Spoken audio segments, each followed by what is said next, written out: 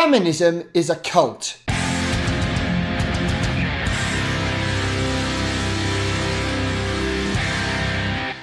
I cut my teeth making videos by critiquing feminism.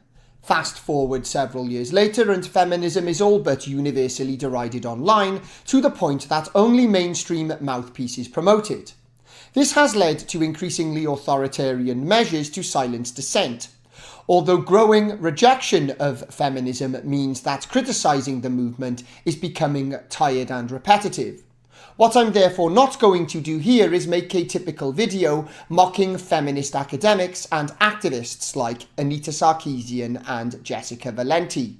Instead, I'm going to delve into the occult roots of feminism that your average supporter of the movement will not be aware of, since they're essentially uninitiated neophytes kept in the dark until they're suitably indoctrinated. So what are the occult origins of feminism, and do they help us understand why feminists are so irrational? Feminism is sometimes referred to as something akin to a religion, but I would say a cult is far more accurate. This explains why there's no getting through to a feminist. No facts or logic will make them see sense because their worldview isn't shaped by reason. Some would argue that all religions operate in this fashion, but I like to distinguish between a religion and a cult by explaining that a religion should not aim to interfere with objective reality and should actually enhance it by giving a spiritual explanation for those that don't feel science or reason is sufficient. A cult, however, seeks to brainwash followers into accepting that reality and truth are subjective, so you need to rely on the wisdom of authorities. With this in mind, if you want to know why a feminist will never accept that the pay gap is a myth or the patriarchy isn't real, even if it hurts men, it's because feminism originated in occult mythology, and I'm going to explain why. I mentioned in the past that feminism came about as a secular reaction to the Age of Reason, where occult traditions had to adapt by reinventing themselves accordingly. Feminism comes from the occult tradition of the sacred or divine feminine, where female energy will bring the world back into balance. In the New Age movement, it's believed that the divine feminine will take us to the age of Aquarius, the next evolutionary state of consciousness. The well-known 1969 song by Fifth Dimension called Age of Aquarius was written about this very transition, and although the roots of the New Age movement go back much further, it was the 60s that really brought the concept of a New Age into the public consciousness. This has become so popular that it's seamlessly integrated itself into the world around us, from the 12 signs of the zodiac to the sacred feminine, secularized and popularized through the feminist movement. In the postmodern era we are now living in, masculinity is considered destructive and antithetical to balance and harmony. The reason for this is very easy to see once you know where it comes from. Many will have heard the term toxic masculinity. It originates in the occult goddess traditions, where the sacred and divine feminine is elevated above the masculine, which is one manifestation of the left-hand path. The right-hand path tradition teaches that male and female nature is complementary. When these exist in harmony, they lead to true balance, creating order over chaos.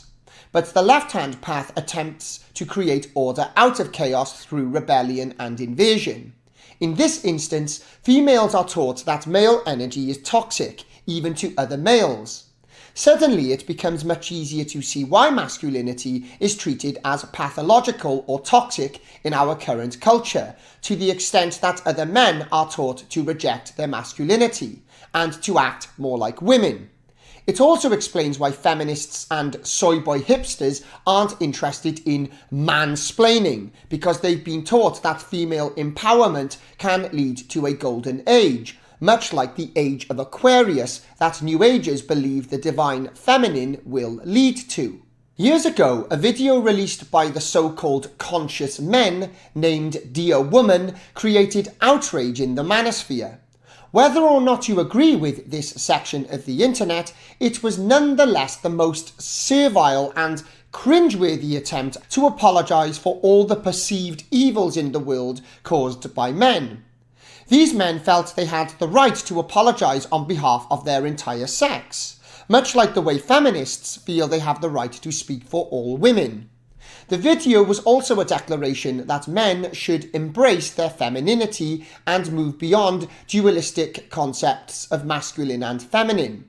This is exactly the same as left-hand path goddess occultism, which inverts masculinity and femininity by making men more like women and women more like men. This video is a perfect example of the negative influence that feminism has had on masculinity. It has all the traits of left-hand path rebellion, namely the order out of chaos caused by the denigration of masculinity as shameful or harmful. When you're able to look beyond the facade, it's easy to notice the repackaging of old ideas seamlessly between secular feminism and New Age occultism. Once we're more aware of this, we can truly begin to grasp the occult origins of feminism in more depth. Feminist anthropologists, influenced most notably by the work of Maria Gimbutas, have always been desperate to prove that matriarchal cultures coincide with a golden era of human civilization. Despite the feminist desperation to prove otherwise, there haven't really been any purely matriarchal civilizations to speak of, and any historically prominent female roles generally involved the elevation of superstition and female superiority, much like the popularity of New Age woo-woo amongst women today. Meanwhile, cultures shaped by men, particularly white men, have been the driving force of human progress, even if there were setbacks along the way. Naturally, feminists try to invert this history in accordance with the left-hand path by claiming the opposite is true. Part of that is the myth of matriarchal prehistory, where feminists believe that if we could only return to this, we would achieve utopia. But while matriarchal civilizations are a revisionist myth, females have often acted as priestesses, such as those in Mesopotamia. In ancient Greece, the priest class of goddess cults were also often occupied exclusively by females. Feminism seeks to return to a time when women were respected as enlightened spiritualists and priestesses. Before, this was dismissed as superstitious nonsense. Another important piece of the occult origins of feminism is theosophy, founded by Helena Blavatsky.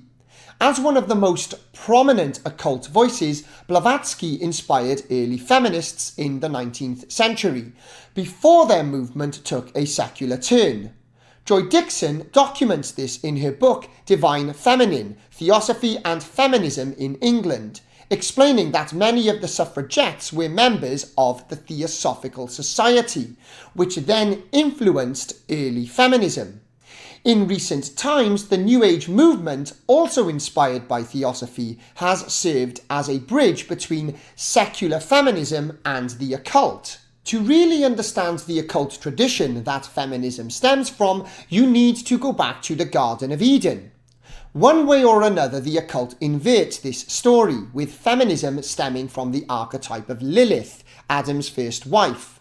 She insisted she was Adam's equal because they were both formed from the same earth, refused to lie below him during intercourse, and constantly fought with her husband for dominance. When she eventually left Adam, he asked God to bring her back to the Garden of Eden. God sent his angels to find her, but she refused to return, becoming a lover of the archangel Samael instead, and vowing to cause suffering to children. As a result of this myth, Lilith has become the symbol of the domineering woman that denounces marriage and motherhood. After God created Adam, he said, "It is not good for man to be alone."